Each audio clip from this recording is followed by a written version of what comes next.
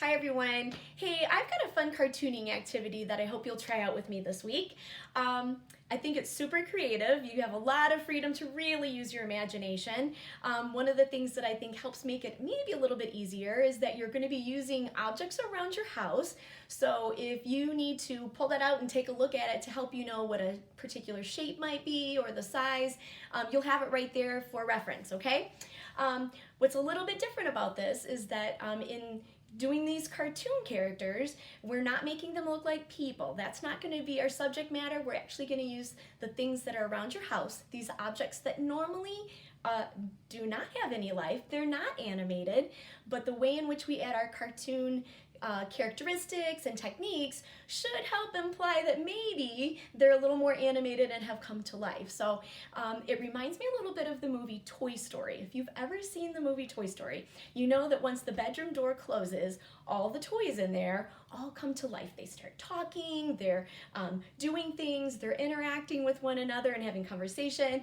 And so this is kind of similar to that, and the way our objects are going to be doing that by the way we add our techniques. So we don't want to take somebody else's idea. I'm going to have you do something a little bit different than that, and I'll give you some suggestions, okay?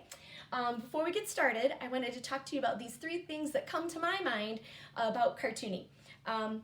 Expression, action, and extra. So when we're talking about expression, what kind of details can you add to the face of your object that's going to imply that it's showing a feeling, or it's got a particular expression, or is it happy? Is it sad? Is it goofy? Or the way that you draw your eyes and the eyebrows and the mouth tells so much about the expression on the face. So remember, we're not really trying to make this look like human-like. We're giving our cartoonish type eyes. You know, they're not shaped like a football the way we practice in art class.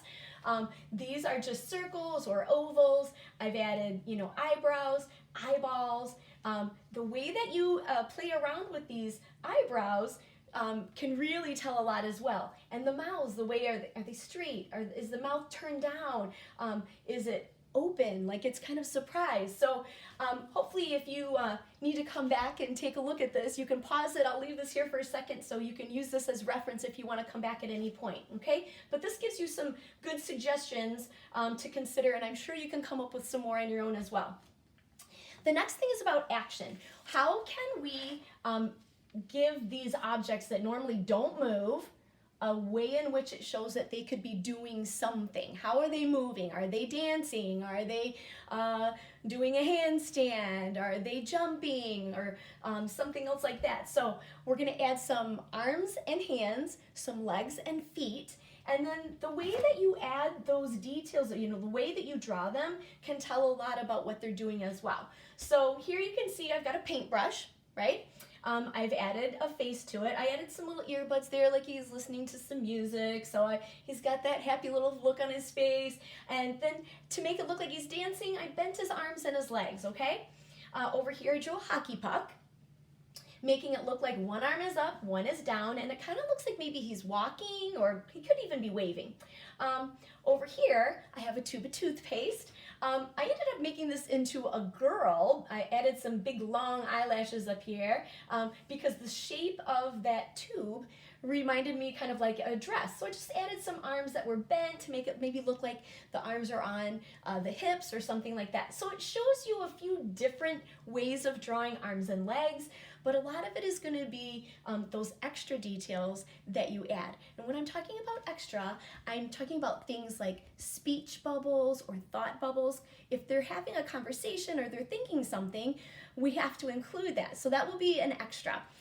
Things like motion lines. If you have something that's moving quickly, let's say like rollerblades or a ball being thrown, those quick lines that show the direction that it's moving, even water splashing up and out, that can help add to the feeling of some motion or action, okay? And then I'd say probably the one last thing I think of is what other extra things would you need to add? If you've got something that normally is sitting on a shelf, but it's parachuting, you're going to have to add that kind of a detail of a parachute to tell a little bit more of the story, okay? So the first thing that I want you to think about is where you might find some of these objects that are maybe stored or collected. So what comes to mind for me are things like maybe a bathroom cabinet where you have hair gel, toothpaste, toothbrush, cotton swabs, Band-Aids, things like that. You might have in your kitchen a pantry, a cupboard, a refrigerator. All of those food items are great because they're sitting on shelves and they're a lot of different shapes and sizes, so that's a really good possibility as well. You might have places in your garage, shelves where you have sporting equipment, balls and mitts and frisbees and things like that. A tool shed or toolbox, a fishing box. Let's see, you see what I mean about there's so many possibilities if you really start thinking about it. Even a shelf in your room where you might have some things stored that you can animate with these cartoon characteristics and make them look like they're coming to life, okay? So the last thing I want to do is I want to show you here how I would like you to start.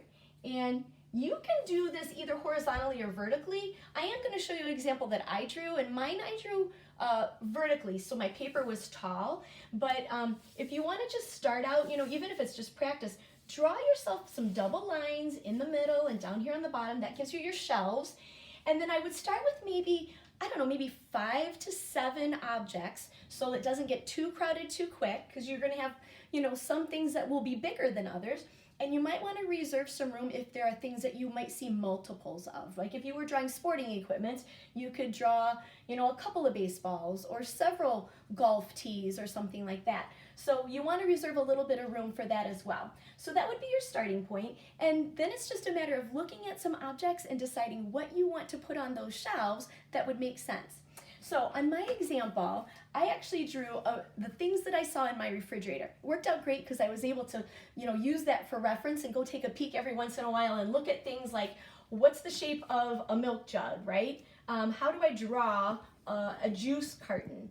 So you can see here I started with my shelves, and then I just started playing around with what might I see on different shelves doing different things. So down here in my fruit drawer, I've got a basketball game going. I've got my veggies here. I've got a pickle on a skateboard and a pepper reading. I've got a dancing pizza slice. I've got cheese slices on a trampoline, the lid of a container, eggs jumping into some, a container of soup. I've got barbecue sauce, doing a painting by squirting out the sauce. So any type of thing that you would normally see in this container or this compartment, what does it look like once that door or drawer is closed, okay? So just have fun. You can see here, I added a lot of different expression. I gave them a lot of action. I added things like speech bubbles and thought bubbles and motion lines, but really it was just about having a ton of fun. So I hope that you will enjoy this. I'd love to see what you come up with. I know you guys are super creative, so if you'd like to take a picture, you can email it to me or you can post it in the comments on the Hutchings Elementary Facebook page, okay? Good luck.